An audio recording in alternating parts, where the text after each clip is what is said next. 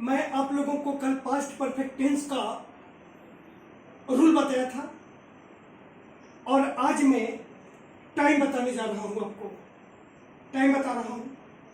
ये पहला टाइम है, ये बहुत इंपॉर्टेंट टाइम है। VBI परीक्षा में आता भी है। ये थोड़ा सा गौर से इसको समझिएगा।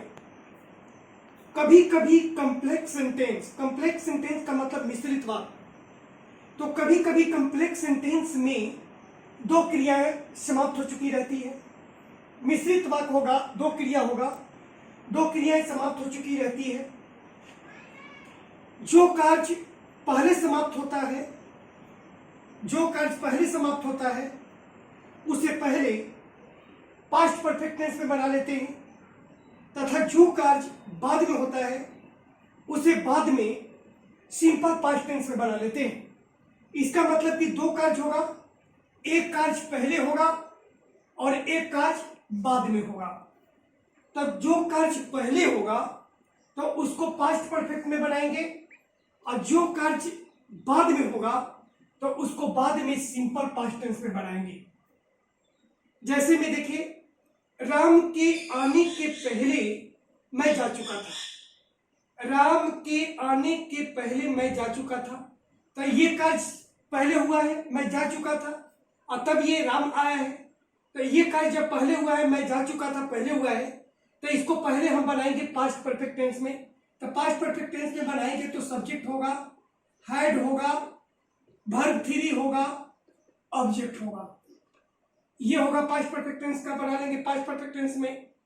तो ये इसको बनाएंगे पास्ट परफेक्ट में, तो सब्जेक्ट लेंगे तो आई, इसके बाद हैड, वर्ब 3 लेंगे तो गॉन, आई हैड गॉन हो गया। और के पहले का अंग्रेजी जो होगा बिफोर होगा, तो इसको बिफोर से कनेक्ट हम कर देंगे, यहां पर बिफोर से कनेक्ट कर देंगे। और तब राम के आने, तो ये कार्य बाद में हुआ है, तो इसको मैंने बाद में लिया सिंपल पास्ट टेंस में। तो सिंपल पास्ट का रूल होता है सब्जेक्ट V2 प्लस ऑब्जेक्ट।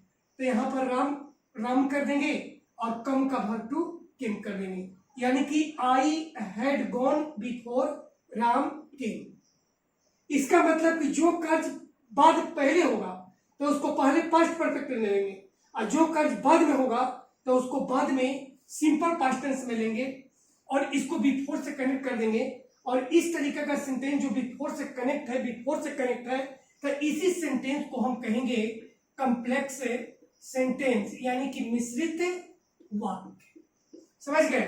ठीक उसी तरीके से दूसरा वाक्य देखिए, मेरे स्टेशन पहुंचने के पहले ट्रेन खुल चुकी थी।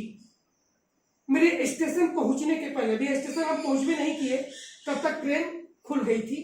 तो सबसे पहले कार्य कौन हुआ? ट्रेन का खुलना। बाद में कौन सा कार्य हुआ? स्टेशन पहुंचना। तो जो पहले कार्य होगा तो उसको पहले लेंगे, तो पहले पास्ट पर पहले लेंगे तो क्या किस में? पास्ट परफेक्ट टेंस में।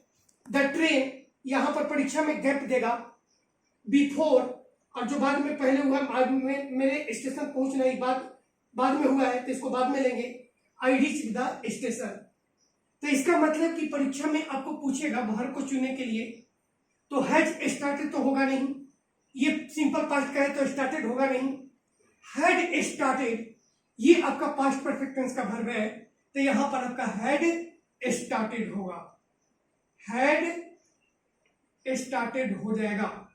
इसका मतलब कि the train had started before I reach the station.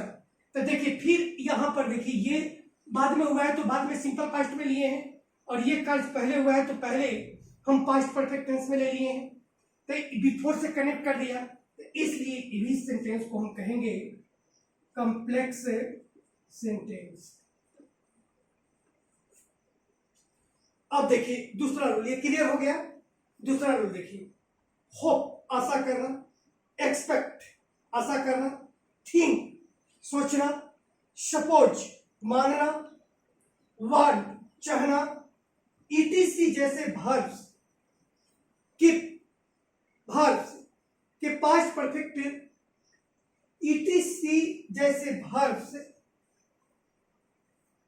verbs etc जैसे verbs का प्रयोग का प्रयोग पास्ट परफेक्ट टेंस में होता है। पास्ट परफेक्ट टेंस में होता है।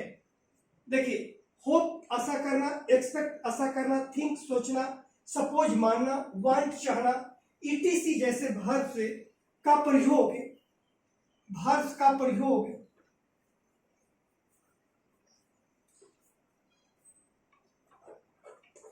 वर्ब का प्रयोग पास्ट परफेक्ट टेंस में होता है। इससे यह बोध होता है कि किसी कार्य की उम्मीद थी लेकिन पूरा नहीं हुआ। इसका मतलब कि अगर वाक्य में होप आ जाए, एक्सपेक्ट आ जाए, थिंक आ जाए, सपोज आ जाए, वांट आ जाए, ये सब वर्ब है, आ जाए, तो ऐसे वर्ब का प्रयोग हम पास्ट परफेक्ट टेंस में करेंगे और इससे ये बोध होगा कि किसी कार्य की उम्मीद थी लेकिन वो कार्य पूरा नहीं हुआ। परीक्षा में पूछेगा इसी तरीके से, आई देगा, यहां पर गैप देगा, ही वुड कम, तो हमें पास्ट परफेक्ट टेंस का वर्ब का इस्तेमाल करना है।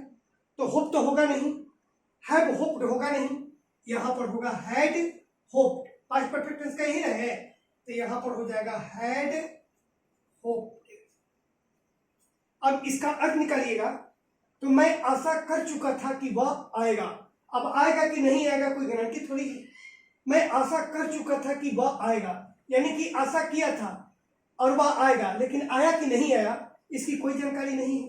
इसलिए यहां पर दिया है कि इससे यह बोध होता है कि किसी कार्य की उम्मीद थी, यानी कि आशा था लेकिन पूरा नहीं हुआ। समझ गए? धन्यवाद।